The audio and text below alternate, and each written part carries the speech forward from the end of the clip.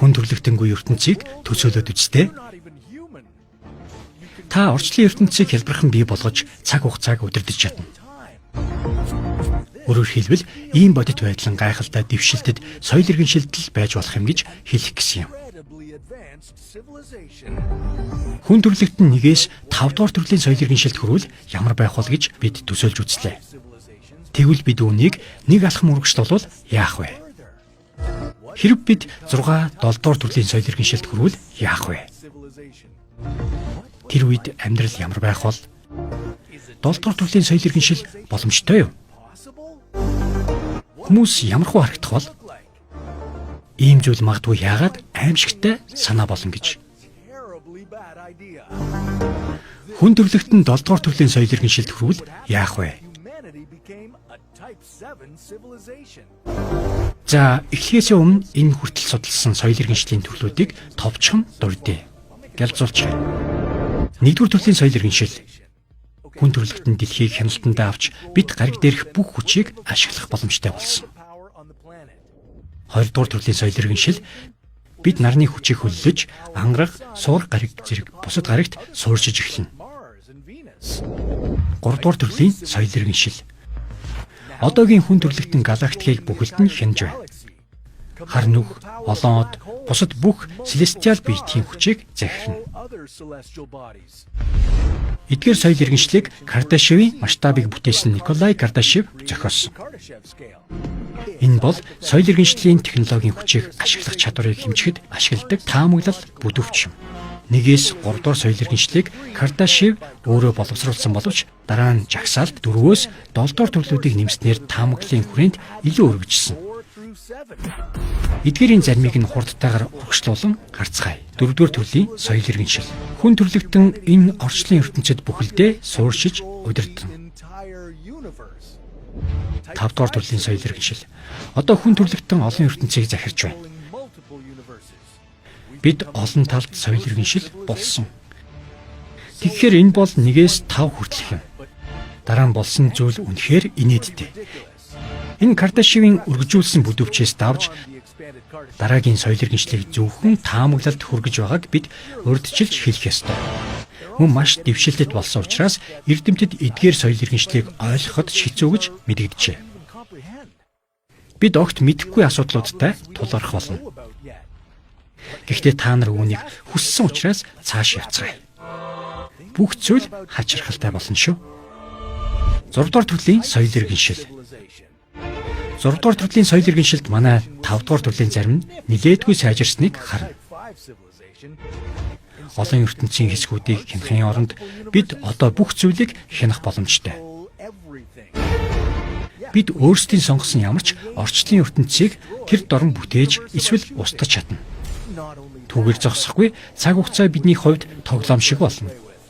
Одоо бид үүнийг хүснээр удирдах боломжтой. Олон цагийн хуваар үүсгэж болно. Магадгүй би ерөнхийлөгч болох газрыг бүтээн, эсвэл шаргал үстэй, эсвэл магадгүй намайг маш их гайхшруулна. Мөн эдгээр олон ертөнцийн хувьд хүн төрлөختөн цорын ганц соёл иргэншил биш байж болно. Тэгвэл одоо янз бүрийн орчлон ертөнцид дэх бусад шин зүйлийн олон соёл иргэншлийг нээж олох, эсвэл бүр бий болгох сайхан боломж бидэнд ирлээ. Тэгээс 5 дугаар төрлүүдийн хооронд хэлбэлцсэн. Мэдээж хэрэг хүнсний гинжин хэлхээний хамгийн шилдэгт байгаа бидэнд бол хүн төрлөختөн эдгээр соёл иргэншлийн удирдагч байх болно. Эсвэл бид тэднийг өөрсдөөсөө доогуур соёлтой гэж харж болно. Магадгүй бид шоргоолжны колон эсвэл амьтны хүрээлэнгийн амьтдтай адил тэднийг ажиглах болно.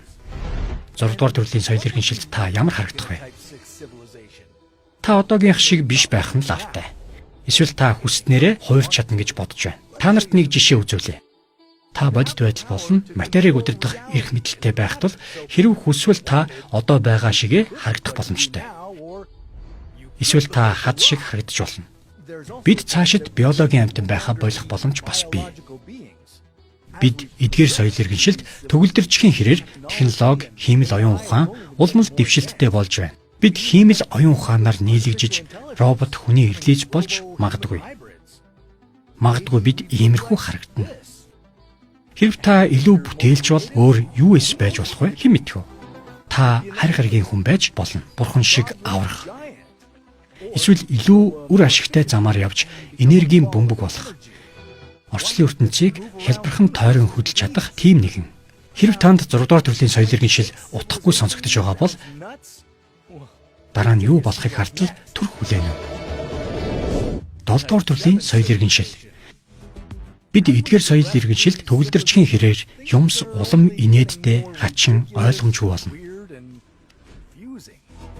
Бид одоо албан ёсоор хүн төрөлхтний ойлголтоос давсан шахуу тийм соёл иргэншлийн цэг дээр ирээд байна. Бид илүү олон орчлын ертөнцийг бүтээх, өөрчлөх устгах чадвартай байх болно. Эцсийн эцэст бүх зүйлийг хянана. 6, 7 дугаар төрлийн соёл иргэншлийн гол ялгаануудын нэг бол бид омниверсийг хянах чадвартай болсон явдал юм.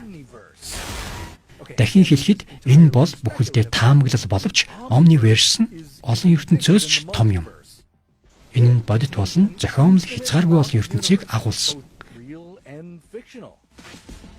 Мөн төсөөлж болох үс бүх цаг хугацааг харуулж бидний ойлгохгүй байгаа бодит байдалч байгаа.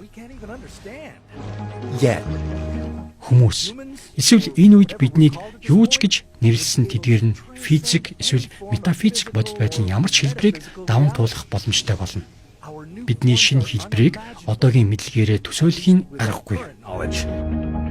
Бид үхэхвээ эсвэл ямар нэгэн өвчнөөр шанална гэсэн санаа зовлтгүй тийм үед байх болно. Үүний оронд хүмүүс байнгын баяр баясгалан, гэгээрэл, сэтгэлийн хөөрөлд оршино. Бид олон бодит байдал цаг хугацааны хувьд нэгэн зэрэг оршин тогтнох боломжтой байж магадгүй юм. Өнгөрсөн, одоо, ирээдүй бүх зүйлийг харах чадвартай. Энэ бүх гайхалтай хүчээр хүн төрөлхтөн яг энэ цэгт хүрэхийг үнэхээр хүсэх болов уу гэсэн асуулт гарч ирнэ. Бид ч гэсэн хүн гэж тооцогдох болов уу? Нийгэм маш их хөгжсөн тул бид өөрсдөө хэн болгож бүтээж буйгаа мэдрэхээ болно. Бид хайртай хүмүүстэйгээ зугаалж, хүсэл тэмүүллээ дагахын оронд одоогийн хүний хэрэгцээ, санаа бодлыг даван туулсан ялагдшгүй амьтан болно. Бид одоо шинэ бодит байдлыг бүтээж бурхнаар тоглож байна. Энэ хугацаанд бид маш олон оршин тогтнох сорилттой тулгарх болно. Хүн төрөлхтөн ийм хүчрхэг бүх зүйлийг удирдвал бидэнд хийх ёстой юу байх вэ? Бид дэлхийг, орчлын ертөнцийг, одоо омниверсийг аль хэдийнэ байлдан дагуулсан. Хүн төрөлхтөн хаашаа урагшилж байна? Бидэнд гүйцэтгэж хийх ёстой юу үлдсэн бэ? Хүний амьдралын чухал хоёр тал болох ямар ч зовлон бэрхшээлийг бид мэдрэхгүй. Тэгэхээр эдгээр зарим зүйл нь үнэхээр сэтгэл хөдлөм сонсогдож байна уу? Тийм үн цэнтэй байх болов уу? Магадгүй бид буцаж очоод хүн төрөлхтөн нэгдүгээр хэлбэрийн соёл иргэншил болж хувирвал амьдрал ямар байхыг мэдрэх хэрэгтэй болов уу? And it also sounds like a story for another what if.